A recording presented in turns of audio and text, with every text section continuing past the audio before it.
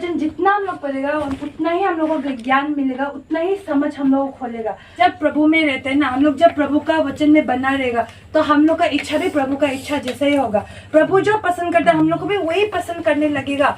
प्रभु का जो डिजायर है वो हम लोग का भी डिजायर बनने लगेगा।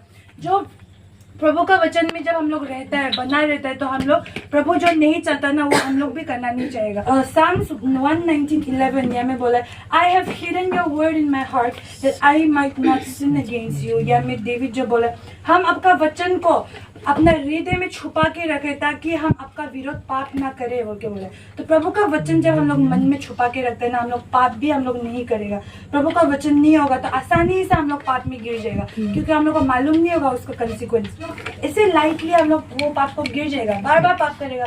यीशु तो हमको माफ कर ही देगा बोल के पाप करते जाएगा। लेकिन वचन को अच्छा से जानने वाला आदमी कभी भी ऐसा नहीं करेगा, क्योंकि उसको पता है पाप करने से प्रभु दुख होता है।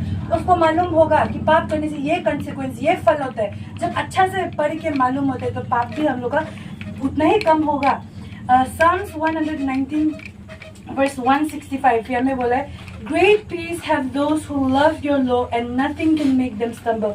जो आपका नियमों को प्यार करते हैं, जब आपका नियम को जो प्यार करता है उसका पास महान शांति, सिर्फ शांति नहीं बोला, महान शांति होगा और उसको कोई भी गिरा नहीं सकेगा, कोई स्तंभल नहीं कर सकेगा। स्तंभल मतलब यहाँ पे अगर बड़ा सा लकड़ी का टुकड़ा होता है, हम चलने से ऐसा हो जाएगा तो गिरते समय इसको जो गिरा तो नहीं है लेकिन ऐसे गिरने वाला, उसको स्तंभल बोलते हैं, गिरने वाला जैसा। ऐसा भी नहीं होगा।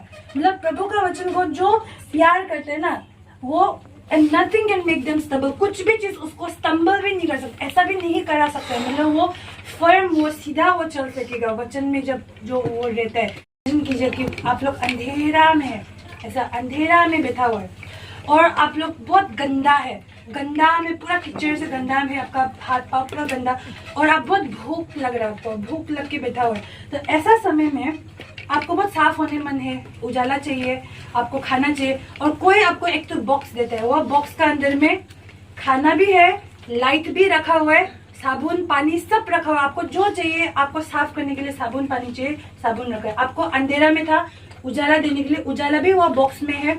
आपको भूख लग रहा था, सुंदर सुंदर टेस्टी टेस्टी खाना, पूरा चिकन बिरयानी सब, तंदूरी सब रखा हुआ है बॉक्स में, पूरा मजे से आपको दिया है ना। तो आप उसको लेगा कि नहीं लेगा, खोलेगा कि नहीं खोलेगा? खोलेगा ही, ऑब्वियसली खोलेगा ना। अगर नहीं खोलने से तो वो तो आपका ही लॉस होगा, आपका ही मूर्खता होगा। तो कभी कभी हम लोग क्या होता है, वचन में खाना भी है, बाइबल में यहाँ पे टेबल में रखा हुआ है, आपका बिस्तर का पिलो का सामने में ही रखा हुआ है, आपका हाथ में है, लेकिन आप उसको जब तक नहीं खोलेगा ना आपको नहीं मिलेगा। उसमें खाना भी है, उसमें साफ करने के लिए पानी साबुन भी है, लाइट भी है, आपको अंधेरा से दूर करने के लिए लाइट भी है। लेकिन आप जब तक नहीं खोलेगा ना वो डब्बा को, वो बॉक्स को जब तक आप नहीं खोलेगा आप अप्लाई नहीं कर पाएगा। बच्चन को, बाइबल को आप सिर्फ पिलो का सामने में रखने से नहीं होगा। डर लगता है रात में, हम तो कोई बोलता है हम तो पिलो का सामने बाइबल नहीं रख सकते ना, हम सो ही नहीं सकते। पढ़ता तो नहीं है लेकिन बस बाइबल जो आंख में होना है, मतलब क्या फायदा अगर आप पढ़ेगा ही नहीं तो वो बच्चन का क्या फायदा ना, बस एक बुक का जैसा रह जाएगा। उसका अंदर में खजाना, आप वो इतना भूख लग रहा है लेकिन वो बिरयानी को तो आप बॉक्स में बंद करके आपका पिलो का सामने रखेगा तो आपका पेट भरेगा कि नहीं भरेगा? उसको खोल के पढ़ना पड़ेगा ना। तो जो लोग पढ़ सकते हैं पढ़ना है, जो लोग नहीं पढ़ सकते हैं वो भी, ऑब्वियसली हम नहीं बोल रहे कि बाइबल बेड का सामने रखना वो खराब है, नहीं बोल रहे, अच्छा आदत है, लेकिन उसको पढ़ना भी है वो भी बोल रहे। बाद में फिर आगे बोलेगा ये गलत टीचिंग में ऐसा ही बोलेगा ना। प्यार भी करना है, हक भी करना। कभी कभी हम दुखी लगने से ना, जब रोने मन होता है, किसी को बोल ही नहीं सकते, बाइबल को ऐसा भी हम करते हैं, हक करते हैं, तो आराम भी मिलता है। तो ऐसा भी है, लेकिन उसको उससे ज्यादा अच्छा किया कि आप उसको पढ़ो ना। और जो नहीं पढ़ सकता वो क्या है, यूट्यूब में भी आजकल बहुत सारा प्रभु का वचन है, आप पढ़ सकते हैं। आजकल, पहले में तो क्या था, जो पढ़ा लिखा नहीं है वो लोग के लिए बहुत मुश्किल था क्योंकि वो लोग नहीं पढ़ सकते, तो वो लोग का पास यूट्यूब भी नहीं। आजकल का जमाना इतना इजी हो गया, फोन आपका हाथ में, आप बस, आपको टाइप करने का भी जरूरत नहीं, आप वॉइस को दबाओ, वॉइस से बोलने से भी आ जाएगा, मतलब इतना इजी। आप ऐसा करके प्रभु का वचन ना हमेशा आप सुन सकते हैं। तो जब आप ऐसा सुनेगा, प्रभु का वचन का खजाना का फायदा उठाएगा ना, तो आपके लिए बहुत अच्छा होगा। अभी हम एक तो फिर से रिवाइज करना चाहिए। पॉइंट नंबर 1 क्या था? It pierces inside your soul like a sword. प्रभु का वचन जो एक दो धारी तलवार का तरह आपका हृदय में, आपका आत्मा में, आपका हड्डियों तक, आपका अंदर अंदर तक पहुंचता है। जो जहाँ पे आपका पति भी, आपका पत्नी भी नहीं समझ सकता, जो एरिया में आपका बेस्ट फ्रेंड भी आपको मदद नहीं कर सकता ना, वो वाला एरिया में भी प्रभु का वचन जो आपको मदद करेगा। वो एरिया तक, वो डीप वाला एरिया तक प्रभु का वचन जो गहराई तक जाके उसको भी काट सकता है, उसको भी साफ कर सकता है। Number 2, it shows who you are like a mirror. आप कौन है ना, एक आईना का तरह आपको दिखाएगा कि आप कौन है, आप अच्छा है कि खराब है। आपका मिरर से पता चलेगा कि ओ मेरा इस जगह में गलती है, इसमें गंदा है, मालूम चलेगा। Number 3, it shows you the way like a light. आपको उजाला का तरह आपको रास्ता दिखाता है, ये रास्ता में गलत है, ये रास्ता में जाने से मकानतोंग पहुंचेगा, ये रास्ते में जाने से चर्च पहुंचेगा, बोडुमसा पहुंचेगा। लाइट होने से ना हम लोग को मालूम चलेगा, लाइट नहीं होने से लेफ्ट में खड़ा होने ना, इधर मुड़ रहे ना, मालूम भी नहीं चलेगा।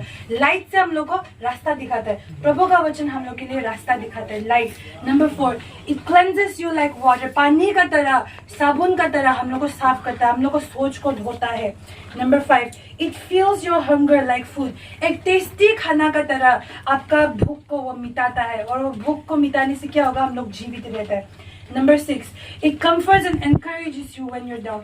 जब आप दुखी होते हैं, जब आप लो डाउन फील कर रहे होते हैं, आपका प्रभु का वचन आपको कंफर्ट करता है, मत डरो, हम है ना, हम आपको कभी नहीं छोड़ेगा, कभी नहीं त्यागेगा, हम आपका साथ में है, हम टूटा हुआ दिल का सामने में हम है। प्रभु का वचन हम लोग को कंफर्ट करता है, हम लोग को एनकरेज करता है, हम लोग को मोटिवेट करता है। बाहर से मोटिवेशन का जरूरत नहीं, किसी को बोलने देने का भी जरूरत नहीं कि कोई बात नहीं, चिंता मत करो, नहीं, प्रभु का वचन ही हम लोग के लिए काफी है ना, हम लोग को एनकरेज करने के लिए। वरी मत करो, क्यों आप चिंता करते हैं?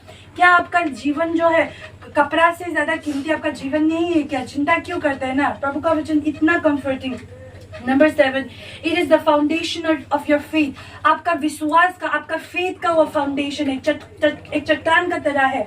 Number 8, it reveals who God is. प्रभु का वचन दिखाता है कि प्रभु कौन है, प्रभु क्या है, प्रभु क्या पसंद करते हैं, क्या पसंद नहीं करते हैं, प्रभु का नेचर क्या है, प्रभु का कैरेक्टर क्या है, वो हम लोग प्रभु का वचन हम लोग को दिखाता है।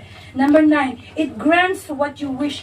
आप क्या पसंद करते हैं, आपका क्या इच्छा है, वो भी आपको प्रभु का वचन, अगर आपका दिल में प्रभु का वचन में बना रहेगा तो आपका इच्छा को भी प्रभु पूरा करेगा, उनके बोले।